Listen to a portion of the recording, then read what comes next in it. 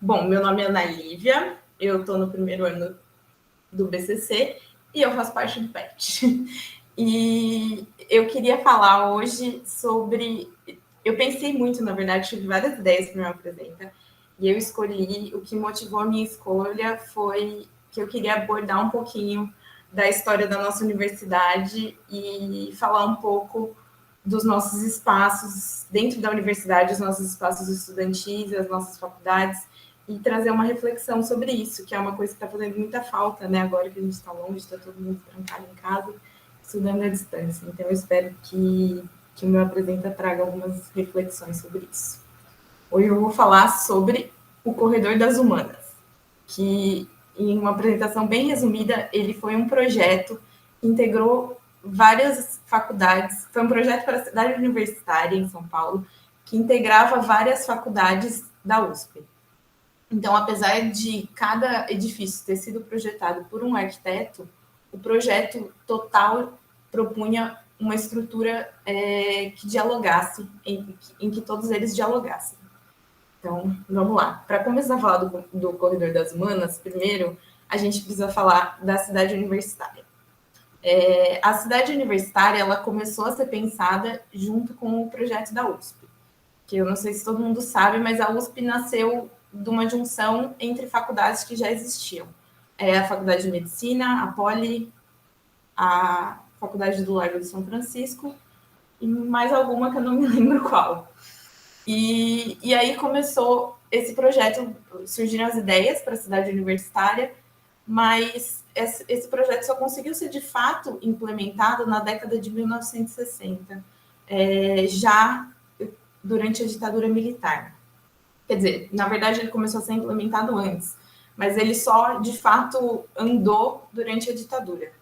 Isso colocou a cidade universitária numa situação um pouco contraditória, que ao mesmo tempo que era um projeto focado no ensino, focado na vivência dos estudantes que iam estar ali, fazer tudo dentro da universidade, iam poder viver, comer e estudar e trocar ideias dentro da universidade.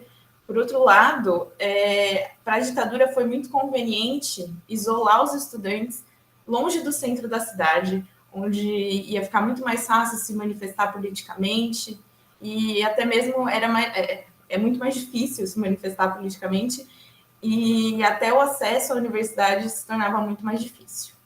Então, só para vocês terem uma ideia, essa aqui é a cidade universitária, toda essa parte verde aqui, tem um verdinho aqui que é o Parque Vila Lobos. Essa é a Marginal Pinheiros, né? Aqui era minha casa, o Google Maps marcou ainda. E aqui era a FAO, é a FAO. Que também, para quem não sabe, eu estudei na FAO. Eu fiz arquitetura e urbanismo antes de fazer computação. Aqui é o centro da cidade de São Paulo. Então, dá para ver que é muito distante e que na época que a cidade universitária começou a ser construída, isso aqui era literalmente uma fazenda. Então, hoje em dia, o metrô para aqui perto, aqui é uma linha de trem da CPTM. O acesso não é tão simples, porque tem só 3 portões na universidade. Ao longo do tempo, só dava para acessar quase exclusivamente de carro. Mas hoje em dia a cidade alcançou claramente a cidade universitária. Na época era mato. Bom, vamos falar de fato agora sobre o Corredor das Humanas. O Corredor das Humanas, ele enquanto projeto, ele tentou redesenhar um pouco a cidade universitária, que tinha, a princípio, um projeto historicista, que queria trazer ideais neoclássicos, uma coisa da tradição, e ele foi se adaptando para um projeto modernista que dialogava com as ideias de urbanismo funcionalista, as ideias de Brasília, as superquadras. Por isso que eu falei que o meu apresenta acabou dialogando bem com o da Thaís, porque a gente está falando de arquitetura e urbanismo modernista. Então, vamos lá. Aqui é um resuminho do que é a ideia do Corredor das Humanas, e eu me esqueci de uma parte muito importante da minha apresentação, que eu queria ter falado já no começo. Esse material do Corredor das Humanas, ele foi, quase tudo que eu estou usando nessa apresentação em termos de conteúdo, ele foi preparado por um grupo de estudantes da FAO em 2009 e publicado pelo GFAO, que é o Grêmio da FAO.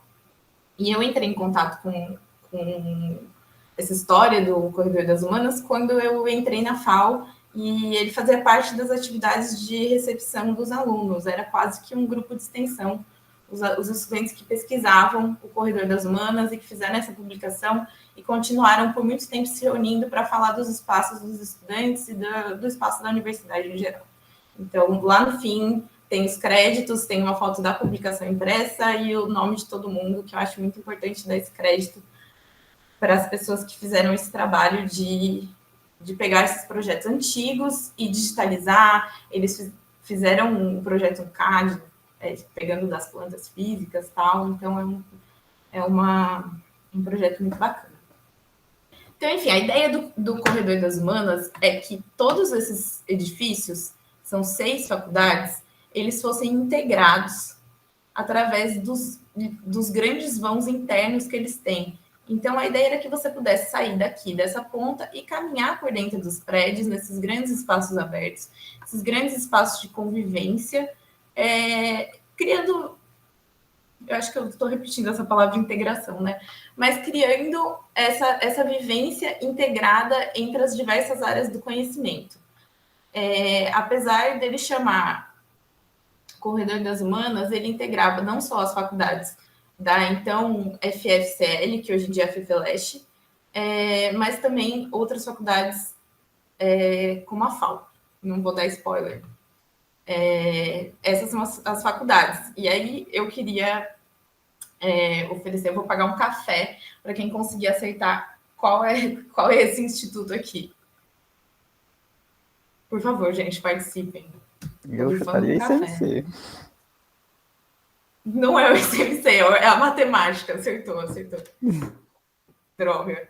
Não teve nem debate. É isso mesmo, é a matemática.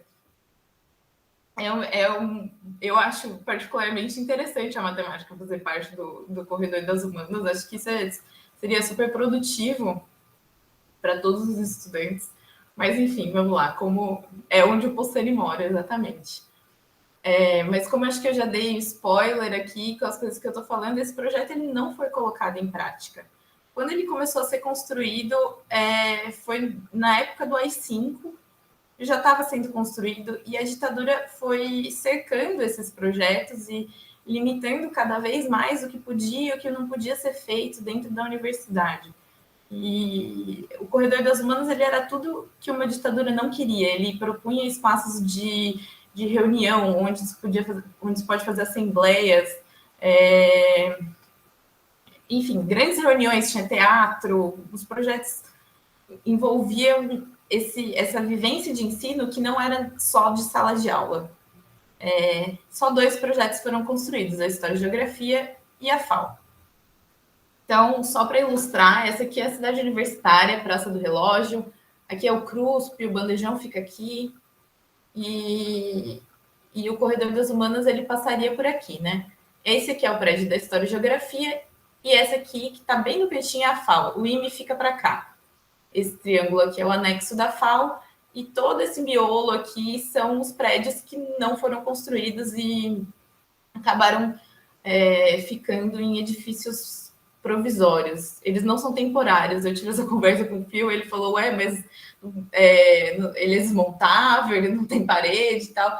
Tem, mas é um projeto provisório, é uma coisa que você vê que é pré-moldado e que não foi pensado ali na especificidade dessas faculdades. Enfim, eu vou passar aqui, gente, porque eu acho que eu estou estourando o tempo. Eu só queria trazer uma referência falando de novo de Brasília.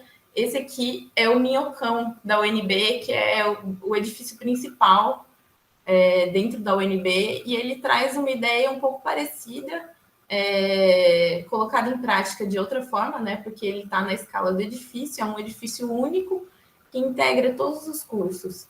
Inclusive, ele foi pensado junto com a estrutura curricular da UNB, que a princípio propunha um ciclo básico entre todos os cursos. Então, é uma forma que tem dessa arquitetura refletir também as práticas de ensino, né? Bom, vamos lá. A FAO, sendo um dos poucos edifícios que foram construídos, um dos dois que foram construídos, eu acho que ela representa muito bem essa ideia principal que unia todos esses projetos, que eram os grandes vãos, então grandes espaços abertos dentro do edifício que você podia atravessar de um lado para o outro, esses amplos salões. Esse aqui é o Salão Caramelo da FAO, ele é como se fosse uma praça dentro do edifício. E sendo esse grande edifício com grandes vãos dentro, ele não tem porta, é praticamente impossível. Já tentaram, eu acho que continua sendo o sonho da reitoria fechar a FAO, fechar a História e Geografia, mas isso é quase impossível.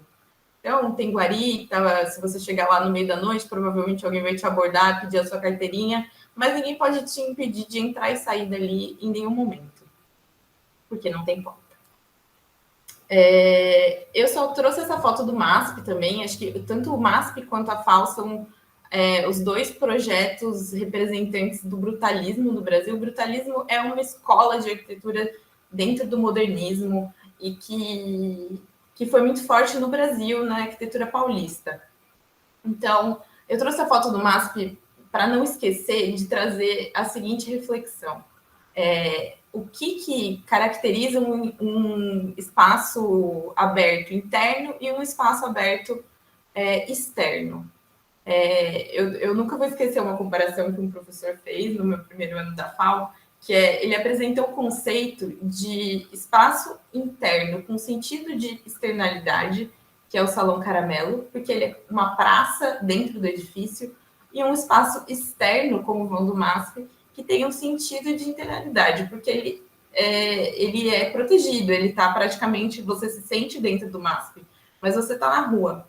Então, como que esses espaços são propícios para construir o diálogo entre dentro e fora, o que tem do lado e o que tem de um lado e do outro do edifício. Bom, a Luísa está muito reflexiva, então tem alguma coisa que está dando certo. Bom, ao longo desse desenvolvimento do projeto, início de construção, surgiu o AI-5, e como eu já dei esse spoiler também, os projetos da cidade universitária começaram a ser censurados. Então, foi especialmente por isso que esse projeto do Corredor das Humanas nunca chegou a ser implementado de fato na sua totalidade. Agora eu queria falar... Opa, voltei sem querer. Eu queria falar um pouco de prédio por prédio. Aqui, esse é o prédio da História e Geografia, ele foi projetado por um arquiteto chamado Eduardo Corona, que foi professor na USP por muitos anos. Ele foi um dos grandes responsáveis pelo acervo da biblioteca da FAO. Ele era professor no Departamento de História da Arquitetura. Aqui é a entrada do prédio, no lado que seria o fim do Corredor das Humanas. Então, se você fosse começar ele da ponta, você ia entrar por aqui. Esse é o outro lado dele. Ali uma vista longitudinal, uma foto longitudinal dele, no sentido que você caminharia pelo Corredor das Humanas, realmente. E aqui, acho que o que tem de mais característico nele, que é justamente o grande vão e as rampas. Aqui dá para ver o que é essa abertura do edifício, né? Que você poderia entrar por um lado e sair pelo outro livremente. Depois eu vou voltar a falar desse espaço um pouquinho no fim da minha apresentação. O edifício da Letras, que ele era projetado basicamente nesses dois grandes volumes, um volume mais vertical e um volume mais horizontal, que reproduz também todas aquelas características que eu já falei. Então, a linha do corredor passaria por aqui também. Não tem muita coisa para falar desse edifício, porque ele é um dos que não chegou a ser construído, né? Mas aqui eu coloquei alguns códigos para ficar um pouquinho mais fácil de entender. Então, aqui o longitudinal e o transversal. Esqueci de falar, é um projeto do Carlos Milan.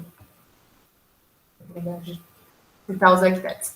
O projeto do prédio da Geologia, do Pedro Paulo de Melo Saraiva, Ele também não tem tanto detalhamento, mas aqui dá para a gente ver outro elemento comum nesse pedaço de croquis que tem aqui. Tem uma rampa, da mesma forma que tem na geografia e na FAO. Dá para ver a rampa aqui. Ele também tem essa estrutura bem horizontal, com grandes espaços, as rampas. Vocês vão ver essas rampas se repetindo bastante em todos os projetos. Filosofia e Sociologia foi o projeto do Paulo Mendes da Rocha. O Paulo Mendes da Rocha ele também foi professor da FAO, ele é formado pelo Mackenzie, e ele foi um dos 2 arquitetos brasileiros que já ganhou o prêmio Pritzker. Não junto, né? O outro foi o Oscar Niemeyer. E o Paulo Mendes da Rocha faleceu uns meses atrás, enfim, foi um dos grandes arquitetos do Brasil. Mas ele não era tão bonzinho assim. Há uns anos atrás, ele doou todo o acervo dele de projeto e livros para Portugal e não doou para nossa universidade, onde ele foi professor por muitos anos. Então, tem um pouco de rancor. Aqui também alguns cortes. Acho que é difícil, em tão pouco tempo, a gente desvendar esse projeto, né? Mas aqui dá para ter uma ideia de como era a distribuição dos espaços também. Mais uma vez, aqui é o sentido do corredor, e aqui é como se a gente estivesse passando pelo corredor, né? Agora vamos falar da FAO. Da FAO eu vou poder falar com um pouquinho mais de propriedade, porque eu vivi muitos anos aí dentro. Então, aqui, primeiro, para os cinéfilos, queria ver se alguém reconhece essa cena aí, sabe qual filme é. Que horas ela volta? Muito bem, o filme foi rápido. Pat Cult representando aqui. Bom, aqui atrás é o IME, que não é aquele edifício bonitinho que a gente viu, é um edifício bem sem graça, mas ele fica aqui, ó, tem um gramado e atrás tem o IME. Agora esse é para os gamers. Eu não sei se vocês já viram esse jogo, Control. Ele foi muito falado nos últimos tempos, e eu, como gosto bastante de jogos, eu vi uma entrevista com os designers do jogo, com os desenvolvedores, e aí eles... eu não sei exatamente qual é a história do jogo, mas eu sei que eles estão sob um governo autoritário, e isso é uma parte essencial do plot do jogo. E eles se inspiraram na arquitetura brutalista para fazer esse prédio, porque eles olharam para aquele... Não fizeram direito a pesquisa deles, né? Olharam aquela arquitetura de concreto, uma coisa mais quadradona, mais teoricamente austera, e decidiram que isso era uma boa forma de representar um governo autoritário. E aí eu queria defender o brutalismo, e para isso eu vou ler, então... vocês vão ter que me desculpar, mas eu queria ler as palavras do Vila Nova Artigas, o arquiteto que projetou a FAO. O edifício da FAO defende como proposta arquitetônica a tese da continuidade espacial.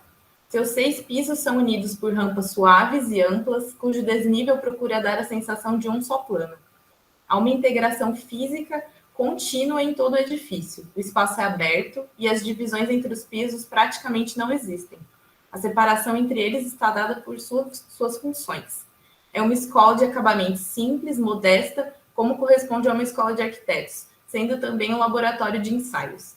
A sensação de generosidade espacial que se configura permite aumentar o grau de convivência, de encontros, de comunicação. Aqui o indivíduo se instrui, se organiza e aprende o espírito de equipe. O concreto usado não é só uma solução mais econômica, mas também corresponde à necessidade de encontrar meios de expressão artística e permite lançar a estrutura do edifício como sua parte mais digna. Para o arquiteto, a estrutura não deve desempenhar apenas o papel humilde de um esqueleto.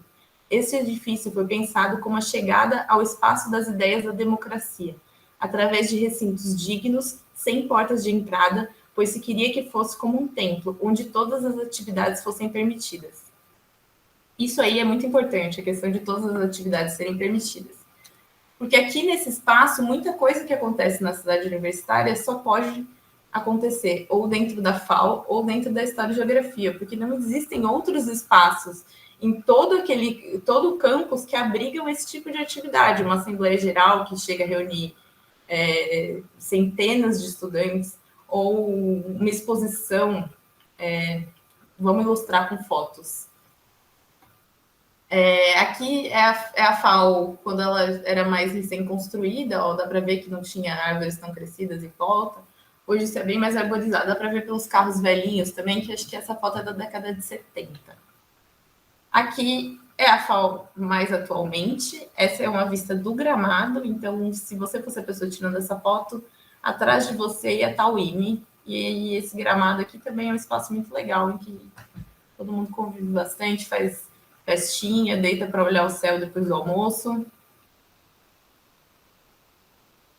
Olha só, o prédio da Mafê foi projetado pelo Artigas. Bom, aqui é mais uma foto do Salão Caramelo. Uma curiosidade é que esse exercício aqui é um exercício bem famoso, tanto no curso de arquitetura quanto no curso de design, que são os habitáculos. A gente tem que projetar um abrigo de papelão, basicamente. E ele também é um exercício que só podia acontecer no Salão Caramelo, né? Você espalhar esse tanto de casinha, não dava para fazer numa sala de aula. Outro uso possível aqui do Salão Caramelo, esse mapa gigante. Acho que isso é uma atividade do primeiro ano, se eu bem me lembro. Aqui, outra vista das rampas. Lá de cima sempre dá para pendurar muita coisa, assim, então cartazes, às vezes craft de greve, todas as coisas vêm lá de cima e dá para compor um visual bem impressionante, assim, de comunicação aqui, por causa da escala do espaço, realmente. Aqui é o estúdio 1, tem 5 estúdios no penúltimo piso da FAO, aqui é o piso das salas de aula, e o piso dos estúdios tem 5 estúdios, um para cada ano, teoricamente, né? O 1 e o 2 funcionam para o primeiro e para o segundo ano, depois do 3 eles vão se misturando, mas a ideia é ter esse espaço para todos os estudantes da FAO sentarem no estúdio e trabalharem num projeto, não num único projeto, trabalharem em projetos simultaneamente, tem espaço para todo mundo. Ainda que, só uma observação, essa escola foi projetada para turmas de, acho que 40, 50 alunos. Hoje as turmas têm 150 alunos e tem mais o design que, se eu não me engano, tem 35 alunos e é um curso noturno. Então, mesmo sendo grandona, a faculdade foi ficando pequena, às vezes falta espaço para as atividades. Esse aqui é o estúdio 1 também, com estudantes. E acho que essa é a última foto que eu vou mostrar da FAO agora. Esse aqui é o antigo LAME. O LAME é um laboratório de maquetes e estruturas, não me lembro bem da sigla, mas é um lugar em que tem serra para fazer maquete, tem impressora 3D, tem máquina de corte a laser, e antigamente eles ficavam no piso mais baixo, no subsolo, onde hoje estão os laboratórios. Depois, esse LAME foi transferido para um edifício anexo, que é aquele triângulozinho que eu mostrei na foto panorâmica lá. E por último, a matemática. A matemática do Joaquim Guedes é o projeto mais misterioso desses, não tem muita informação sobre ele. Então, a gente vai ter que desvendar essa maquete e desvendar os 2 códigos que eu coloquei aqui. Mas depois, se alguém tiver interesse, eu posso passar todo o material com plantas e tal. Mas era para ser um projeto bem grande, para abrigar todos os cursos que tem no IME. Tem muitas salas de aula, esse espaço vertical que eu não consegui descobrir exatamente qual é o uso. Eu acho que ninguém encontrou esse material. Como os projetos foram abandonados, realmente foi uma coisa quase arqueológica para quem fez essa publicação do GFAO encontrar material sobre todos os projetos. Mas o que eu queria observar sobre esse edifício aqui é que ele é enorme. Pelo que eu vi em área construída, ele ia ser muito maior do que é o IME hoje, com os 2 edifícios que ele tem. E para vocês terem ideia, também o IME é muito pequeno. O ICMC, eu consigo estimar que ele tem umas 3 vezes o tamanho do IME em área construída. Então, enfim, é uma pena para o Instituto que ele seja tão pequeno e tenha perdido esse potencial de edifício pensado justamente para ele. Então, agora eu queria falar um pouco do Corredor das Humanas hoje e o que sobreviveu dele e o que significa para uma universidade pública esse pouco de Corredor das Humanas que sobreviveu e que chegou a acontecer. Essas são duas imagens de assembleias gerais dos estudantes da USP, nos dois únicos lugares em que elas costumam acontecer, na História e Geografia e na FAO. Eu já tinha dado esse spoiler, porque são os dois únicos lugares que cabem. Então, eu acho que essas imagens dizem muito, porque elas mostram como esses espaços eles são necessários para a vida estudantil, para a organização política dos estudantes. E onde a gente faria esse tipo de aglomeração se não houvessem esses grandes vãos? Essa foto aqui, eu não coloco a minha mão no fogo de que é uma foto da época da ditadura, porque não estava escrito na onde eu peguei. Mas eu já vi fotos iguais a essas da época da ditadura e elas existem. Então, assim, vocês imaginem que seja de fato, mas eu não posso colocar minha mão no fogo. Eu acho que seja, porque não tem nenhuma pichação nas rampas, não tem nenhum grafite, então eu desconfio que seja assim. Mas vamos lá, o importante é a ideia. Isso aqui é uma foto de 2016, quando o então prefeito Haddad foi ter uma conversa sobre planejamento urbano lá na FAO com todos os estudantes da USP. Segundo o site da Prefeitura de São Paulo, tinha 1.000 pessoas aí nesse dia. Então, é muita gente. Aí eu trouxe mais algumas fotos para vocês verem como tinha gente. Então, Fio, elas são criminosas, se você for pensar. A reitoria não gosta, o edifício é tombado, a diretoria da FAO também não gosta, mas todo mundo faz vista grossa. Essa pichação aqui, escrito distopia, ela causou muito problema para quem fez. Muito, muito, muito. Mas eu não posso entrar em detalhes, porque essa apresentação vai para o YouTube. Não fui eu que fiz. E é legal ressaltar também como esse espaço ele atrai gente bonita. Porque, por exemplo, tem uma menina aqui de camiseta vermelha na frente do Haddad, que, enfim, é uma pessoa super legal. Aqui, ó, também dá para ver ela aqui. Eu não vou contar quem é, vocês têm que usar a imaginação. Sou eu, gente. Um momento pet fofoca também. Essa aqui é minha amiga Gabi, que ela é uma das minhas melhores amigas. E ela era da minha turma na FAO. E ela trancou a faculdade para ir passar um tempo com o tio dela na Inglaterra. E o tio dela é computeiro e começou a ensinar computação para ela. E ela gostou muito, nunca voltou, já se formou em ciência da computação e está lá até hoje. É só uma curiosidade.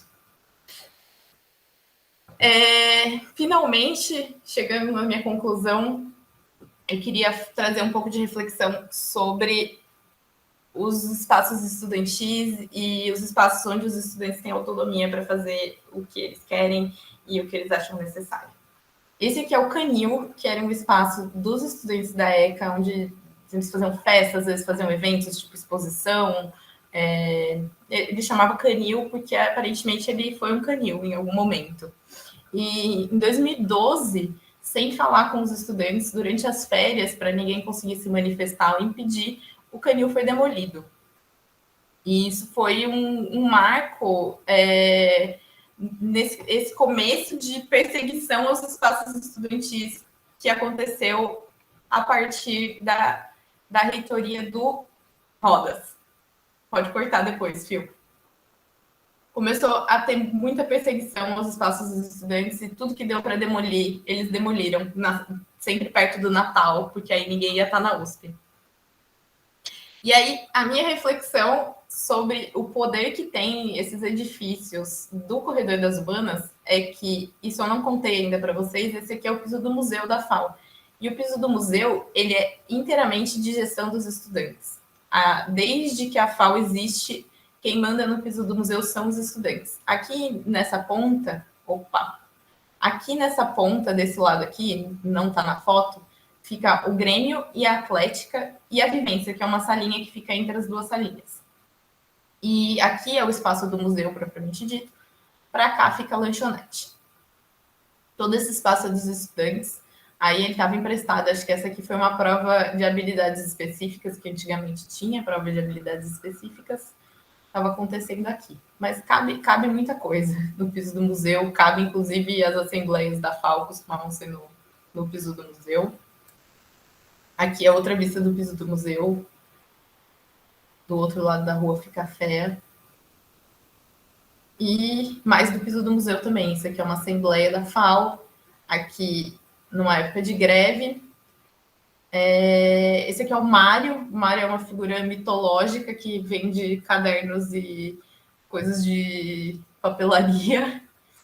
E também aproveitar essa imagem aqui para lembrar que uma das atividades mais legais assim que acontecem em época de greve na FAO é o Ocupa Museu. Que trazia justamente quando a reitoria estava caindo em cima dos estudantes do GFAO para tentar recuperar a autoridade sobre o piso do museu.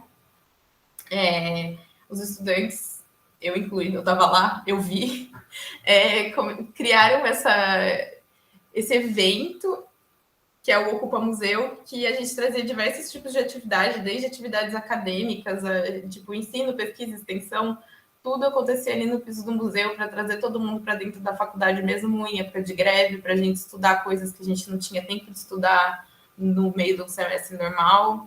E, enfim, o museu existe ainda, ele está lá. Ele não pode ser demolido, que nem o canil. Para alguém demolir o piso do museu, teria que demolir a FAO inteira. Então, é essa reflexão que eu queria deixar para vocês, assim, como que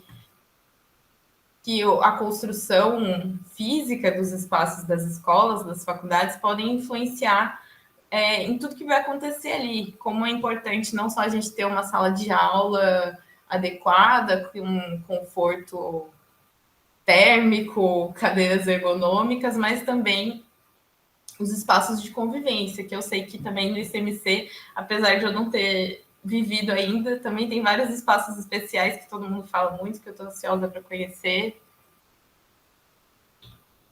Os créditos, finalmente, que eu falei que eu ia deixar o nome de todo mundo que participou dessa publicação, repetindo que nada disso estava organizado, nunca foi organizado pela USP, e esses estudantes foram atrás dos projetos, eles digitalizaram todos para poder fazer essa publicação, e eu tinha entrado em contato com os impressos já, mas eu nunca tinha visto o material digital, e aí parto para os meus agradecimentos especiais para os meus amigos Luísa, Davi e Matheus, que me ajudaram a ir atrás, caçar as pessoas que tinham esse material digital.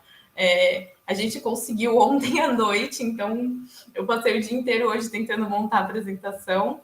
E eu queria agradecer o Fio também, que várias vezes veio falar comigo, ver se eu estava precisando de ajuda com a apresenta, mas eu ia retirar o agradecimento, mas eu sou muito boazinha. Obrigada, gente. Eu espero que vocês tenham gostado do meu apresenta e que eu não tenha me enrolado demais.